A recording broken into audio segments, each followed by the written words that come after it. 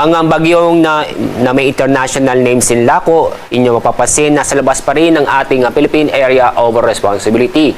Napakalayo sa ating bansa, kung saan ang layo nito ay more than 2,500 kilometers silangan ng Visayas. Isa siyang super typhoon na kung saan ang lakas ng hangin malapit sa gitna nito ay umaabot sa 205 kilometers per hour. Inaasahan itong kikilos, January ngayon, west-northwestward at inaasahan itong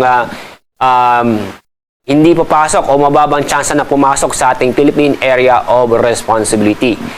Ang pagkilos ito ay maaaring lumapit sa bansang Japan.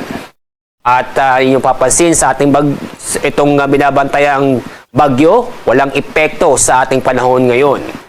At kasalukuyan, maliwalas ang panahon ang ating naranasan sa buong bansa at wala po tayong na-monitor na malawakan o malalakas na pag-ulan.